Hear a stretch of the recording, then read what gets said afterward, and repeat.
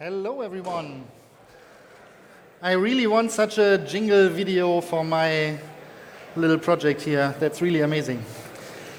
So, hi, my name is Björn. I'm from Hamburg in Germany. I woke up today at 3 o'clock in the morning and got into a plane and came over here. So, if I'm falling asleep while talking, now you know why. So, I'm the project lead and basically main developer of the OWASP Juice Shop project. And I would like to present what this actually is and how it works and tell you a little bit about it. So let's start with the most basic question. What is OWASP? Who knows OWASP already? Okay, it's a few hands, but not even half, I would say. So very sad because OWASP is actually a pretty, I thought, well-known security community which is focusing on AppSec, so application security specifically. The name says it's web application security, but they are expanding also to all other AppSec topics like mobile security and those kind of things. So it's a non-profit organization, so everything they do is open source. And one of the projects is actually the Juice Shop, which I will now talk about. So why is this project called Juice Shop? That's actually a little word play from a German word called Saftladen. And Saftladen describes basically a shop where you actually don't really like to go, right? So the storekeeper is very unfriendly, they have really bad products, they break quite easily and are probably too expensive, so it's not a good shopping experience. And if you just split the words Saft and Laden, you get juice and shop, and that's basically how the project name came to be. It has nothing to do with JavaScript. That was actually just a random coincidence that JS actually meant JavaScript, and that's when I also had this idea with the logo, actually. So, instead of trying to explain what this application is in slides, I will try to do a little demo. Internet seems to be working, so let's cross our fingers. Here we go. This is the Juice Shop. And we start with what you should always do when you visit a new website. We, of course, check out the cookie disclaimer, right? So let's see what the cookie disclaimer is about. Oh, nom nom nom nom nom nom. Okay, good. So cookies, me wanted. I want cookies. So let's take a little shopping tour, right? So the Juice Shop has a lot of nice products, as you can see. So from quite normal stuff like lemon juice. There's also some fancier products, like lots of merchandise. I love merchandise. You might have collected some already on your way in. There's also some fun stuff like raspberry juice here, or one of my favorites is the woodruff syrup, which permanently makes your tongue green. So that's all the stuff you can buy there. But, well, actually I cannot buy anything. Probably I have to register as a customer first, right? So let's try that. Let's log in. Okay, so I don't really want to type in my Google password while on camera, so let's just register as a new user, because why not? So, okay, Bjoern at pixel.camp. .camp. Okay, password. Good. And now my personal favorite security question, right? Typically you need that for resetting your account or some stuff. So let's pick a good security question here. I think they are all very good from a security point of view. Let's take the name of your favorite pet. Actually, when I gave a similar talk in Belgium some months ago, I made the mistake of telling everyone that the name of my cat is Zaya. So this time I will not use her actual name, I will just use some other name. So maybe maybe the name of my my daughter's cat. So, okay, here we go. Let me just copy that to register. And let's see.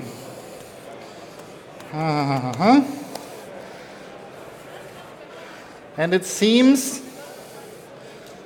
yeah, I'm logged in. Great, perfect. So then let's go shopping. I definitely want some lemon juice. I also want some artwork, and I want a melon bike, because a melon bike is just amazing. So let's see, my shopping basket. Here it is. Very good. So up next, one lesson for, if you just take one lesson out of this presentation, it is if someone presents a button with a gift or present to you on the web or in an email or somewhere, just click on it, because nothing bad ever happened from clicking on gift buttons. So let's click on that button, and it tells me I can actually save some money. So let's see. Okay, I don't have a valid coupon code, but it says I can find one on Twitter, so let's try. So, and oh, what a lucky coincidence. Here we go, 30% coupon. So let's copy paste that over here. 30% discount, okay, great. So let's close that. What's this? Just the usual, right? Open source project, always begging for money. Let's just close that, because why would we? So, check out. And wonderful. So I just ordered everything I put into my shopping basket with the discount. Perfect. So that worked just fine. So as you can see, this shop actually works, right? So the only thing that doesn't work is that I actually pack up the stuff and send it to you because there's no delivery address or anything for that reason, so you don't actually have false expectations. Other things we can do is we can, for example, provide some feedback with a really strong captcha here. We can also, in case something goes wrong, we can complain a little bit and also upload some invoice, okay? We can check the About Us page. With lots of interesting links here. Great. Okay, so yeah, I think that's good. Oh, and not to forget, we can actually select different languages, and that's one thing where I'm pretty proud of. The Juice Shop has a really strong translation base. Portuguese is actually marked with this little flask icon, which means it's not translated completely, right? But I will get back to this in a moment. So maybe when I'm flying home, maybe it will be at 100%, right? Just needs one volunteer from you, and then it's all done. So, as you can see, right, it's now mostly translated. Good. So that was boring, right? I mean, that was just like showing, oh, yeah, this is how a web shop works, or at least a simplified web shop. So let's see what this is actually about. So first of all, if you want to run this boring, simple web shop, you can do it in all kinds of ways. You can just install it locally with Node.js, or you can run it in a Docker container that works out of the box, or in a Vagrant box. You can also quite easily deploy it in different cloud platforms. The easiest one being actually Heroku, because there's just a single button in the README of the GitHub project, and then it just auto-deploys a new instance for you, and then you can just use it. Now the interesting part. The Juice Shop is actually completely broken, right? It works, as you have seen, so you can put stuff into the shopping basket and check out and all that stuff. But actually it is completely broken. Not from a functional point of view, but from a security point of view. At the moment it contains, this version that I'm running is containing 82 security vulnerabilities of different kinds and colors and sizes, right? So as you can see here, there's a lot of different stuff. The usual candidates like cross-site scripting, injection, SQL injection, no SQL injection, it's all in there. problems with authorization, authentication, data exposure, right? So that's all included. So let's see how these challenges actually work. So there's different levels of difficulty for the challenges, starting from really easy up to very hard. There's in total 6 different levels. Just to give you a rough idea, if you're not so much in the active hacking business yet. So there are some challenges which are really easy and straightforward. So you just try out a few things, right? Like some bad input, put it into some field, submit the form, and it will probably just trigger something or something will break, and then you found a security vulnerability. That's the direct route to victory, I call that.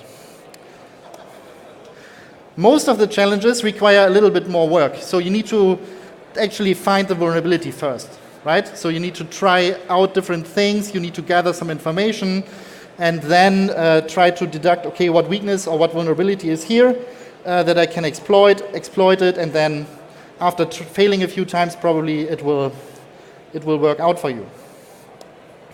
My favorite ones are the so-called multi-stage attack challenges, which require a lot of different steps. I call that following the trail or following the breadcrumbs. Right? So you have to do some research, you have to find out some information inside the application. You might also have to investigate a little bit on the internet, right? Do a little bit research here and there, try to gather some data, and then you might actually be able to also solve some of the harder challenges. So how is the Juice Shop presenting this back to you when you actually solved one of the over 80 challenges? There's a scoreboard hidden in the application, and it's actually typically the first challenge to actually find the scoreboard. And it's tracking your progress on the server side. So every exploit that you make is being recognized by the application, is tracked and is stored, so you actually see which challenges you still have to do. On top of that, the application also gives you feedback directly if you solve the challenge. Sometimes you do that accidentally, most of the times you do that after hard work. So this is like basically the instant achievement that you get, like the badges here, right? So when you solve something.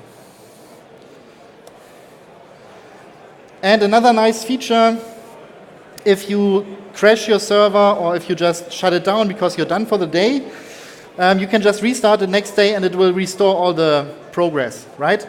So you can, of course, start from scratch if you want, but typically, by now there are so many challenges, it's almost impossible to solve them all in one session, right? So you would have to sit there for like, 20 hours and hack like crazy and still not get everything. So let's take a look how this actually works. Oops, sorry. That was the one. So let's get back to the application. So let's try to find the scoreboard, right? So there's different ways to actually to achieve this. You could just assume that the scoreboard is probably some screen, like the screenshot from the slides suggested. So you just have to find the right route name, right? So you could now start in different ways. You can start guessing. You can write a script that just creates route names by brute force and let it run for a few days. Maybe it will find something. Or you do some research, right? So that's probably the developer way. Just take a look what's actually there. So let's take a look in the JavaScript, right? Because these days, right-click, view source doesn't give you much any longer, right? Because it's all just in the JavaScript. So let's take a look at the main.js. Let's pretty print it. And let's just do a search for, because we already know there is a scoreboard, let's search for score. Okay, couple hits. So let's just quickly click through them, see if there's something that is giving us the solution. Okay. Okay. Router link. Router link sounds good. Router link. Well, who would have guessed? Score/port. Let's score dashboard. Let's try that.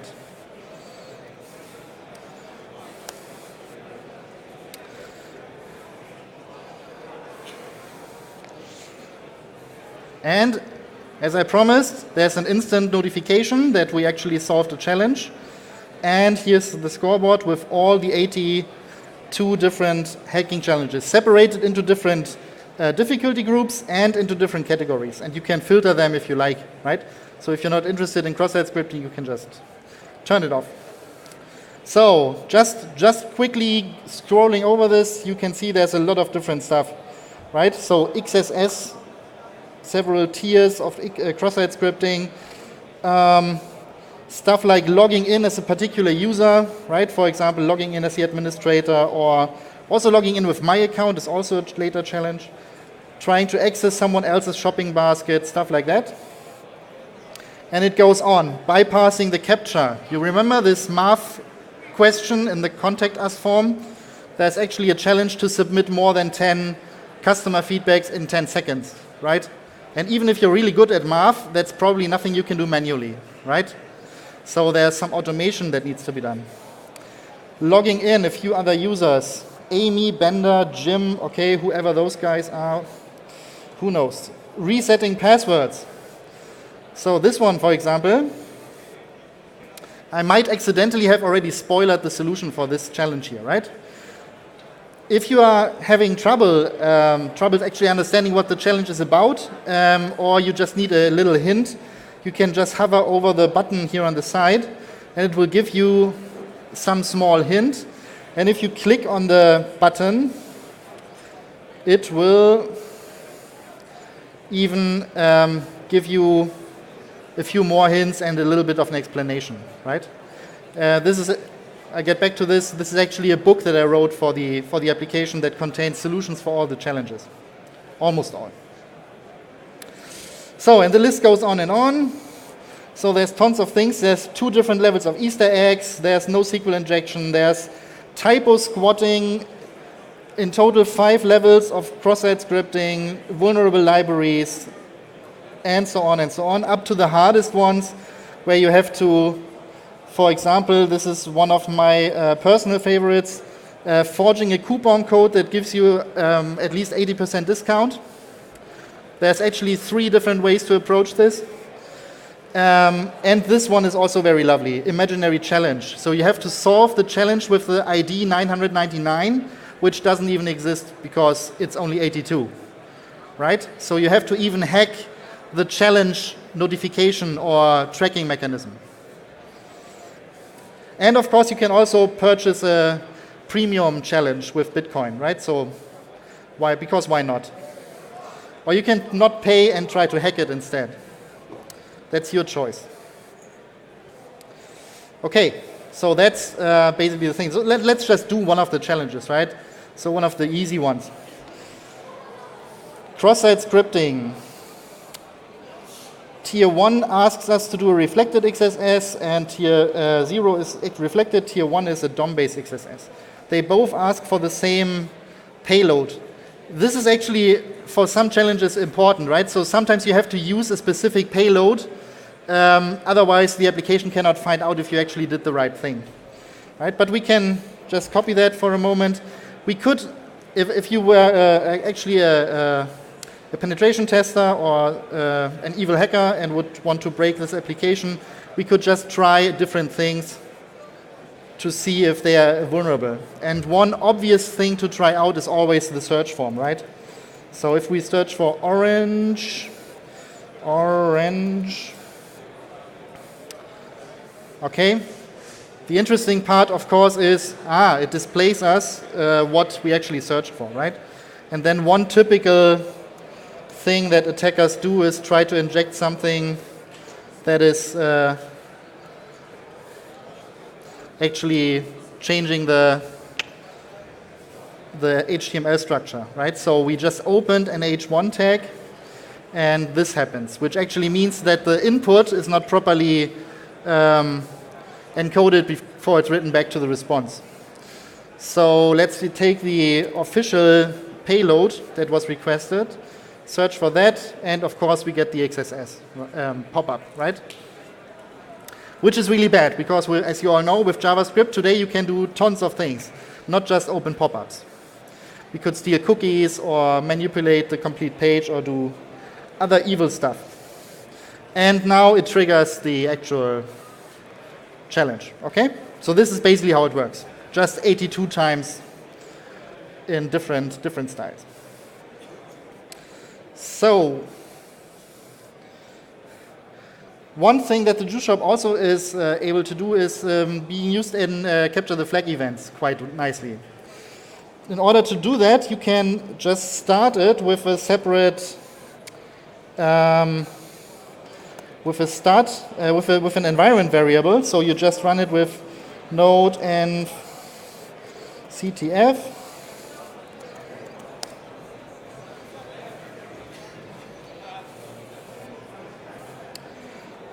It will check if the configuration is valid and then hopefully in a few seconds launch the server again.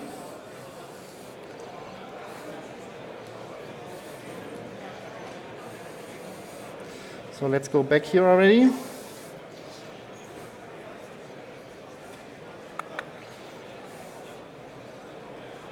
Okay, that looks good. Now just one thing. Okay, server is listening. So let's. Okay, we still get the XSS, which is nice. And as you can see now, this actually triggered the restart mechanism, right? So the challenges we solved already have been restored, and now with a different extra little bit in the notification telling us some code that we can now paste into some CTF score tracking server to actually solve the challenge there and give our team the leading edge to victory in that CTF. So how do we set up such a CTF? So of course you could manually install some CTF server and include 82 different challenges by hand, but that would be really not that fun, right? So the general setup, of course, okay, CTFs typically work like that. You have a central score server in the middle, and then everyone around is typically hacking some central application. With the juice shop, it's a little bit different. So every participant can and should run their own installation of the juice shop. And the only thing that's similar for all of them, or identical for all of them, is this code that is being displayed. Right? So basically the score server and the different instances share some secret, which is used to generate these flag codes. So for an easy setup, we actually wrote a little utility that lets you set up a CTF server in less than 5 minutes. So again, this is something you can run as an NPM module or in a Docker container. Both is available. And it's a simple wizard. And I will just try to show if it works here. Let's see. So I installed the NPM version already. So juice shop, CTF, and let's see. This will now, in a short moment, launch a little survey, basically asking you what you want to do. So you can ask, okay, which framework are you using? Let's use CTFD 1.x. Then it asks you for the URL where the challenges will be retrieved, because this tool is basically asking a running juice shop instance via its API which challenges are actually available. So this tool works actually for all older and newer versions of the juice shop, because it just uses its API to get the actual data. So we can just use this default one, which is fine. This is about the secret key, which is going to be used. So I also just leave it at the default. And then you can decide if you want to give hints also on the score server. Let's give some free hints in text form and let the users pay for the links. So, and now what we get is an archive file here, which we can now import into CTFD. And I prepared that already, so I have a Docker instance of CTFD1 running. Vanilla installation, I didn't do anything with it yet. So let's just switch over to that one. So this is the server that I'm running locally. So now I have to set up my CTF. I'm very creative here. Okay, perfect. Submit. So now, tada, I have a CTF server, but it doesn't have any challenges, so there's nothing in it. So instead of doing it manually, I will now just go to the admin center, config, backup, import. I just want the challenges. So, yes. So it was C temp. And I prepared one yesterday in case this one fails. So, but this is actually the one that we just created. Okay, import.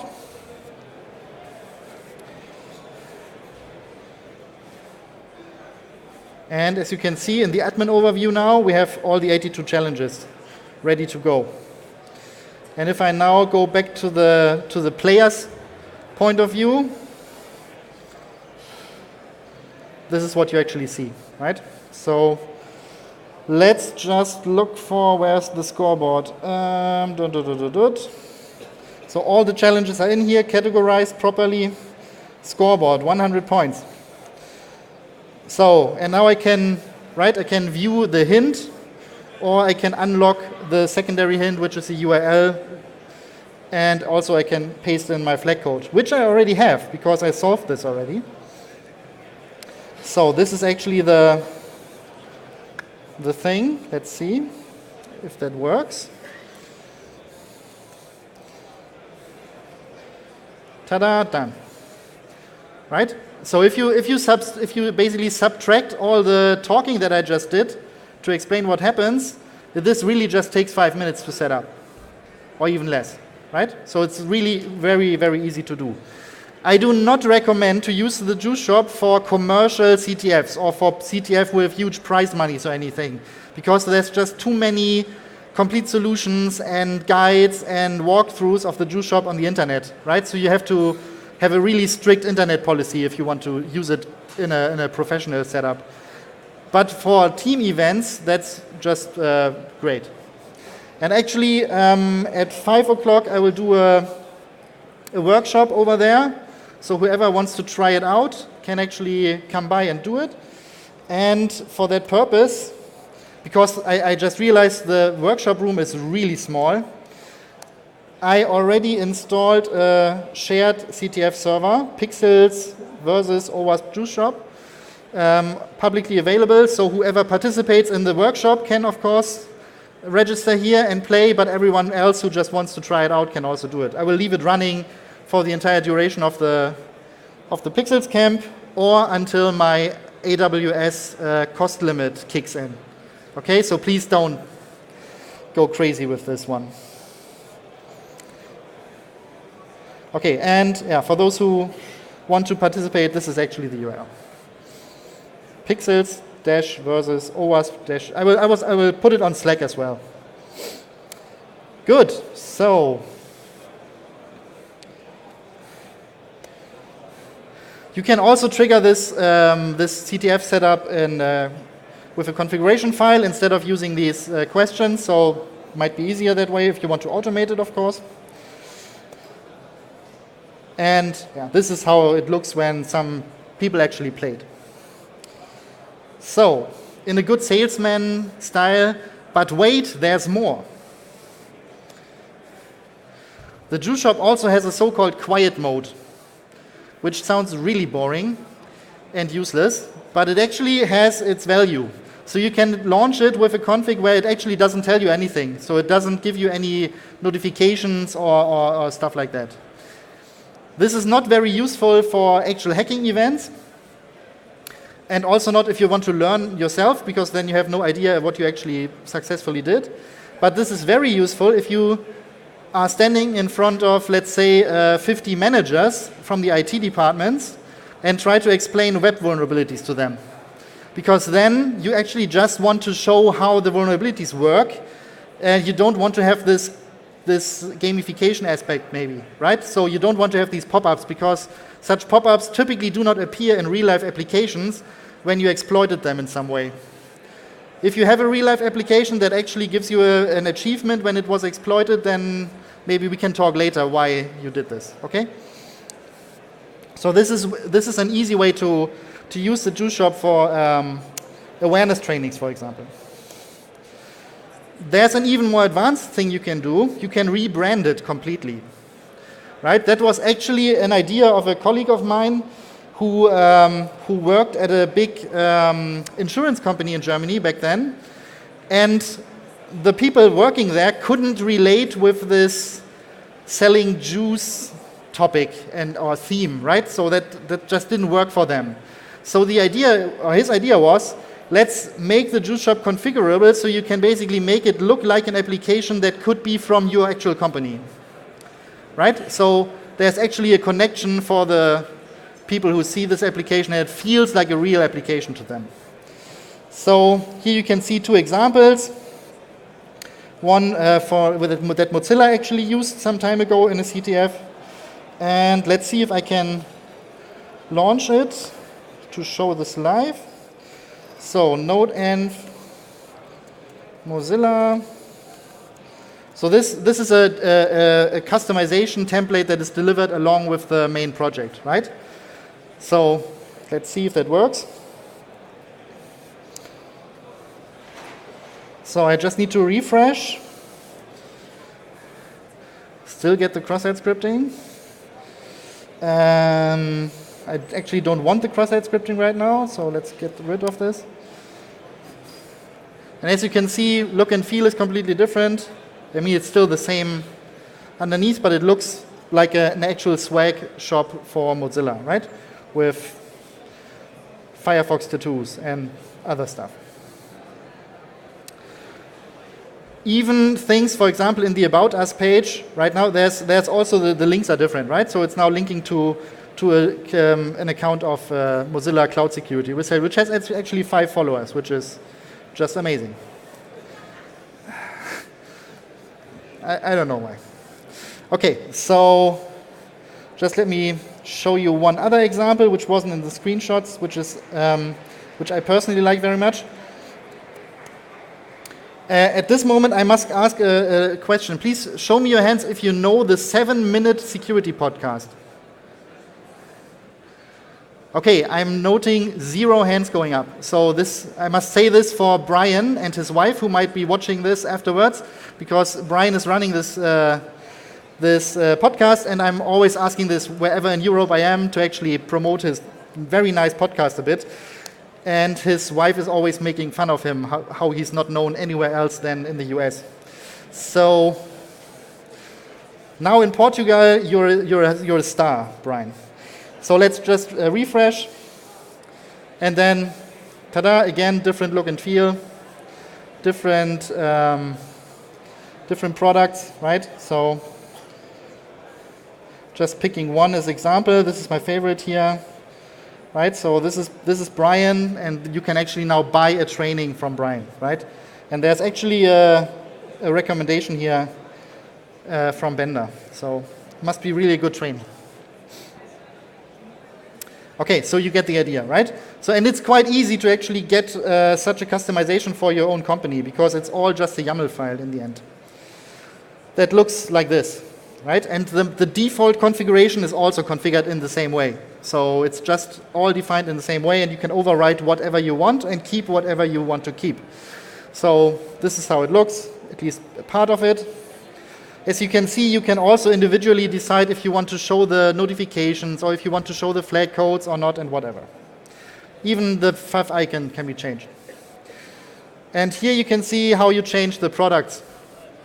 Right? So you have actually in the YAML file, you define the entire list of products. And the interesting part is this one here, because the images of the main default project, of course, are inside the Git repository, but the ones from Mozilla and from 7MS are not. So if you define an image as a URL, on startup, the application will download those images, copy those into the proper folder, and then use them for the product, which makes it quite powerful. And some products are actually needed to be configured for some of the challenges with some configuration values. If you create a config that is not valid, so there's missing some config for some of the challenges, also on startup, the juice shop will tell you, and you will get a corresponding warning or error. Okay, so let's take a short look under the hood. So I call this modern web architecture. So in the developer scene, you sometimes see people like, oh, modern, okay. But if I give this talk to security people, then they're like, yay, it's not PHP, right? So it's modern. And the Juice Shop was actually quite recently, from version 7 to 8, rewritten from AngularJS to Angular 7 it is now. Which actually was exactly what people often say. It's throw away everything and create it from scratch, right? There's no migration path. It's just throw it away, do it again. At least for us it was. Okay, this is the sales pitch again for getting a Portuguese translation, because we have a rather complete Brazilian Portuguese translation already, so I don't get why we don't have a Portuguese translation. So there's tons of different languages available already. And as a translation platform, we are actually using Crowdin, which I like very much. So you can see here all the different languages which are available. And I think Portuguese, it is at 61%, right? So, and it's not actually that much. So if someone actually wants to sit down at one of the tables and maybe just go at this, and then on Saturday Portuguese is at 100%, then I can remove this little flask icon on the menu, and then you're all good, right? Okay, so that's one thing. Personally, I really don't like manual testing, so I hate to be the guy on the top of this pyramid. So I try to reduce the manual testing effort to as little as possible by having tons of automated tests available. So starting with unit tests for on all kinds of levels for the front end and for the back end, integration tests for the API, and then end-to-end tests. And the interesting thing about these end-to-end tests is that they don't test the functionality, they test actually the exploits. So the end-to-end test suite is basically also kind of a complete solution if you want to just see how it works, right? But just looking at that right from the start is not so fun, because then you basically miss the hacking experience yourself. But almost all challenges have a corresponding end-to-end test that actually automatically exploits it. So whenever we do new challenges or we do functional changes, we just have the test suite tell us if all challenges still work, which is kind of the release condition for this application. We are also using different tools for our CI/CD pipeline, obviously. So it's all running on Travis and AppVeyor. It's all automatically bundled for releases. It's automatically getting pushed to Docker images and that kind of stuff. We also have a lot of nice services running on top, actually, which are free for open source tools. For example, this one here. It will actually tell you which of your libraries are outdated, and it will send you pull requests for those to actually update, right? So which is quite convenient. Okay, so because I, in the past, got several questions, some quite frequently, so I compiled a little list. So if you want to play with the Juice Shop, there are some things you might actually, or you should actually follow. First one, if you're into hacking tools, you can use whatever you want, right? You can use your open source tools, you can use whatever commercial tools your company has bought and is using, and you can see them typically fail miserably when just running them automatically, right? So scanners that are okay in finding stuff in PHP applications are typically very bad with all this modern JavaScript stuff, right? JavaScript in the client is not a good thing for automated security scanners. So you will probably not benefit too much from just pointing the scanner at the Juice Shop URL and letting it basically run point and shoot. You will not get many findings by that. But some tools which need more interaction, for example, OWASP Zap or the Burp Suite proxy, they are actually quite useful. You cannot do a white box pen test, because if you do a white box pen test, it means you're looking into the Juice Shop repository on GitHub, and if you're looking at the code, you actually see how we determine if the challenges were solved. So that's just plain cheating, right? So you cannot take a look at the Juice Shop repository. Of course, you can take a look at everything that the application presents to you in the browser, so all the JavaScript in there, that's of course fine. And also you can use almost all the rest of the internet. And for some challenges, you actually need to do that. Yeah, so there are some challenges which actually require you to do some internet research. If you stumble across a complete walkthrough of the Juice Shop, then maybe you shouldn't look at that, right? If you want to have the full experience your own. If the installation doesn't work, please read the manual, because it should explain quite nicely how it's done. If it still doesn't work, then there's tons of ways to contact us. So there's a community chat. We also have a subreddit now, and so you can still always open a GitHub issue. So you typically will not get any mean remarks, even if you ask a beginner's question, right? So it's all good and fine, but just please read the manual first, because that saves time on our end then. If you crash the server accidentally, doesn't matter. If you restart it, it will be completely wiped, so the database is completely erased and repopulated from scratch. And then afterwards, your challenges are being restored. Right? So you can always, for example, if you somehow create a state in the database where you cannot log into any user any longer, just restart the server, your challenges are back, and all the users are in the vanilla state again. If you're completely stuck, I can recommend to take a look at this little book here, which is available for reading online, but you can also download it on LeanPub if you want, like 4,000 people before you. It's free, and it basically contains all kinds of things from how to set up the application. It even explains, for example, quite thoroughly how you do this customization of on your own, so how all these configurations work, with some extra tips, and with panda bears. And down here in the appendix, there's even solutions for the challenges, right? So you can then find, for example, let's see where the scoreboard thingy is. Find the hidden scoreboard, here it is. Right? Then it actually tells you how to actually, it tells you what I just did, right? So, okay, open the source code, search for score, and then, oh, you will find it. And for almost all challenges, there are already solutions and hints. So, if you find a vulnerability in the Juice Shop that is not covered by a challenge, there's basically two ways for me to deal with it. Either I can try to fix it, or I can try to build a challenge around it. In both cases, it would be nice if you reported this finding. Okay, so just open a GitHub issue. You don't have to worry about, how is it called, responsible disclosure.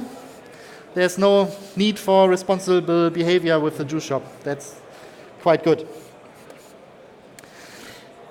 If you run the Juice Shop in Docker or Heroku environments, some of the challenges might actually be disabled.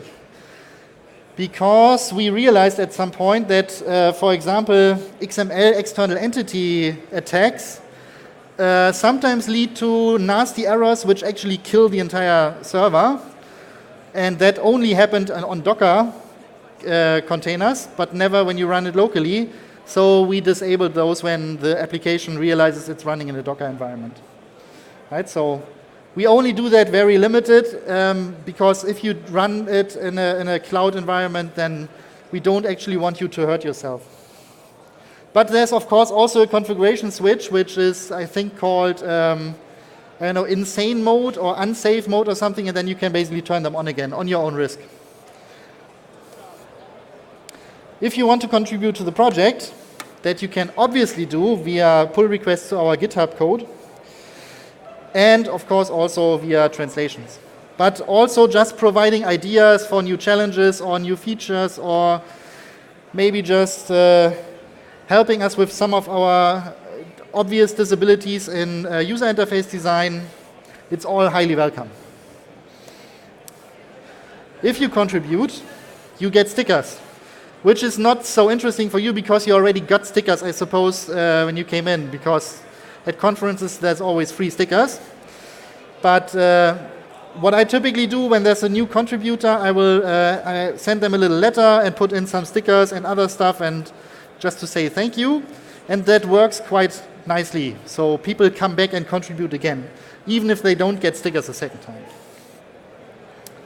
Some, let's say, contributors of larger features or enhancements also got nice t-shirts or a mug or something else. So this is the last pyramid I have. It's I call it the Juice Shop Success Pyramid. So at the top, the contributors. At the moment on Master Branch we have 46 different contributors, which is quite nice. I would say total active contributors with more than one commit or more than one PR are like 5 maybe. The Juice Shop is an OWASP flagship project. It's also considered as an integral system for the well-being of the internet by the Core Infrastructure Initiative project of the Linux Foundation, where we actually have a silver medal, which is completely pointless, but because, well, it's broken, but well, never mind.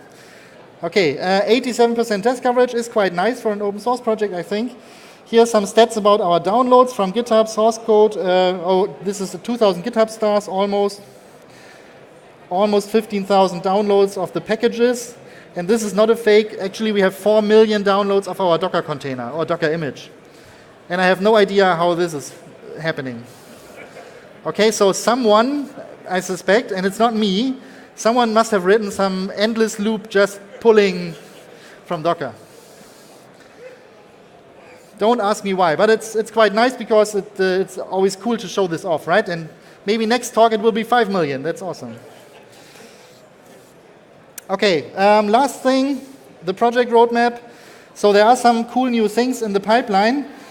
We actually have a nice idea about including a so-called hacking instructor, which is something like a little avatar helping you with some of the challenges. So my idea was to have something like Clippy, the nasty Microsoft thingy, you remember from back then, but maybe not as annoying, right? So maybe a little WASP or some little friendly robot that helps you a little bit.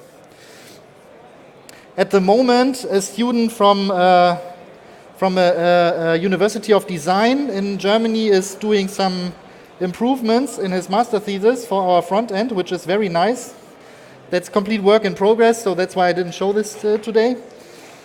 We will have our own track at this year's Open Security Summit in London, which is happening in June.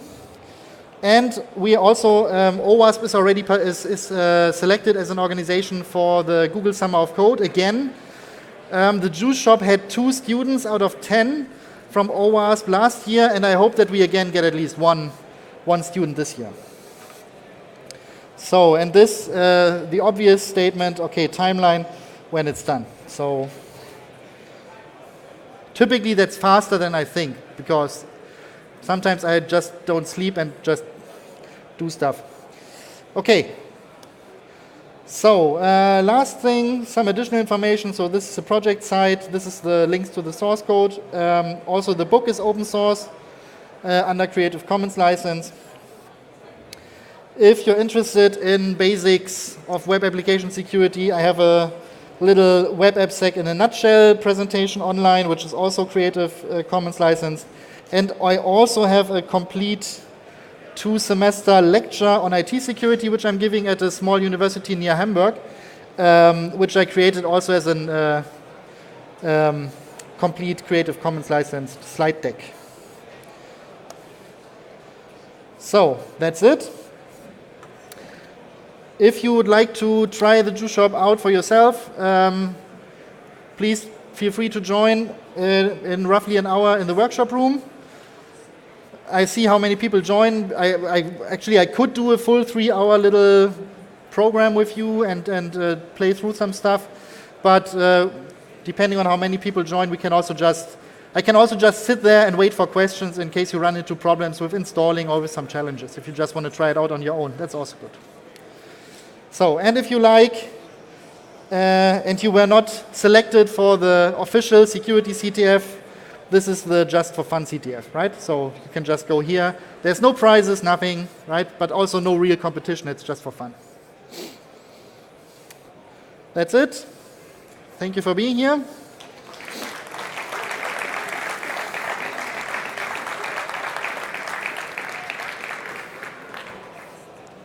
The timer says 6 minutes left, so if you have some urgent questions, you could actually shoot now.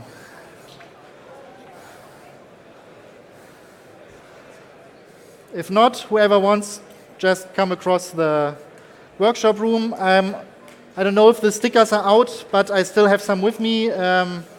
So also, I will put the stickers also up in the workshop room when I'm there from 5 to 8. So just come by, grab stickers, and participate or not, whatever you like. Thank you.